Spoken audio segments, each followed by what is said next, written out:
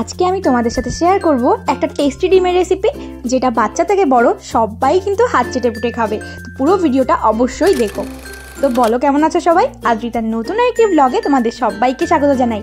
শীতের সিজন মানে কিন্তু ফুলকপি, আর ফুলকপি আমারও ভীষণ প্রিয়, আর জানি ফুলকপি অনেকেরই ভীষণ প্রিয় একটা খাবার। তো এখানে ফার্স্টে আমি ফুলকপিগুলোকে ছোট্ট ছোট্ট করে কেটে নেব। ফুলকপিগুলোকে আমি মিডিয়াম শেপে কেটে নিচ্ছি, কারণ বেশি বড় বড় করে রাখলে ওর ভেতরে মশলাটা আর ঝোলটা না গেলে টেস্টটা কিন্তু ভালো হয় না। তোমাদের যদি আমার ভিডিও ভালো লাগে তাহলে যারা ইউটিউব থেকে দেখছো একটা সাবস্ক্রাইব করে দিও, আর যারা ফেসবুক থেকে দেখছো তারা একটা লাইক দিয়ে আর ফলো করে অবশ্যই পাশে থেকো, আর এভাবেই সাপোর্ট করো। দেখো, সব ফুলকপিগুলো কাটা হয়ে গেছে, আর ঠিক এই শেপেই কিন্তু আমি কেটে নিয়েছি। তার সাথে একটা গোটা বড় আলু কেটে নিয়েছিলাম, আর কিছু কাঁচা লঙ্কা কেটে নিয়েছিলাম। শীতের সময় এটা রাত্রে রান্না করছিলাম। শীতের সময় একটু ঝাল ঝাল স্পাইসি হলে জিনিসটা খেতে বেশ টেস্টি হয়। এখানে আমি 3খানা ডিমের করেছি, তোমরা চাইলে পরিমাণটা বাড়িয়ে নিতে পারো। এখানে আমি 3খানা ডিমের জন্য 2খানা পেঁয়াজ কেটে নিয়েছি, আর 3খানা কাঁচা লঙ্কা কেটে নিয়েছি। বেশ ঝাল হয়েছিল খেতে।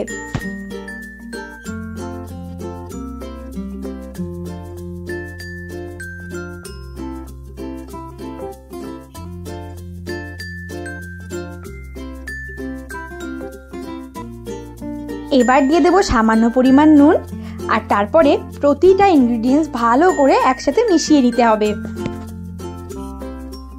গোটা গোটা ডিম দিয়ে ফুলকপি রান্না করলে বেশ ভালো লাগে, কিন্তু একবার এরকম ডিম ফাটিয়ে ভেজে রান্না করে দেখো, যা জমে যাবে খাওয়া দাওয়াটা। সত্যি ভীষণ টেস্টি হয়েছিল।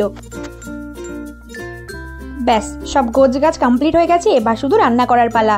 এবার ডিমগুলোকে একের পর এক দিয়ে ভেজে নিতে হবে।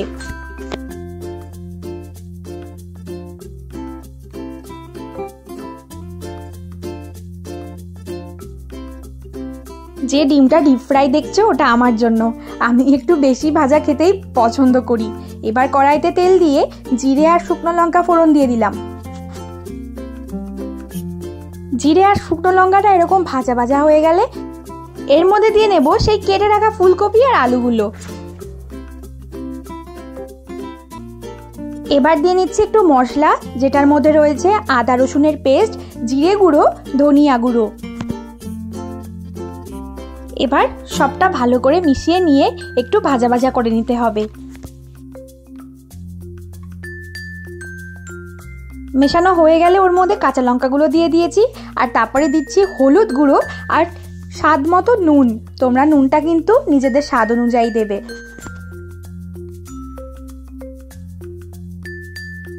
এবার ফুলকপিটাকে ভালো করে ভেজে নিতে হবে, মানে মশলাটার সাথে ভালো করে কষিয়ে নিতে হবে।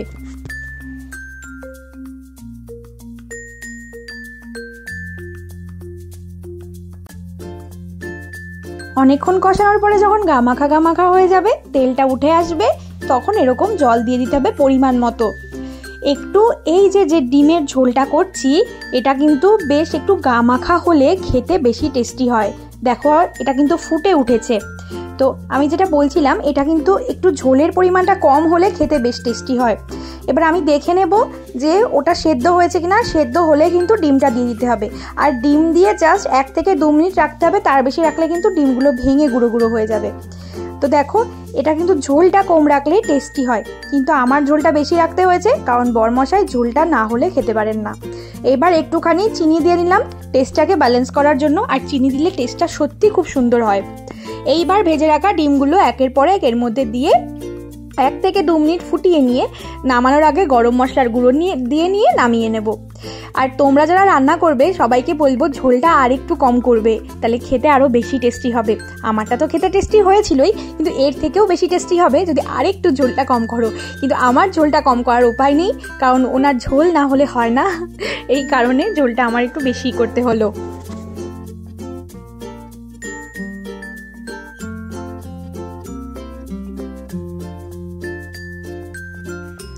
দেখো কি সুন্দর করে রেডি করে ফেললাম টেস্টি টেস্টি ডিম ফুলকপির একটা টেস্টি তরকারি।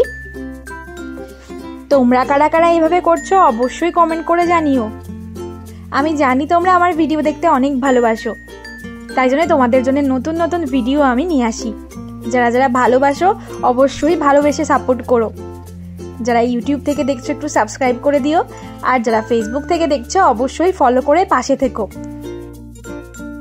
ফেসবুকে ফলো বা ইউটিউবে যদি তোমরা সাবস্ক্রাইব করে রাখো তাহলে আমার ভিডিওটা সবার আগে তোমার কাছে গিয়ে পৌঁছাবে।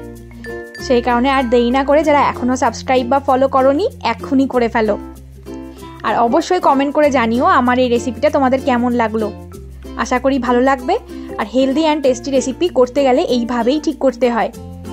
Oil free healthy and tasty recipe, যেটাতে অয়েলটাও কম থাকে আর টেস্টটাও বিরাট হয়। সবাই ভালো থেকো, সবাইকে টাটা।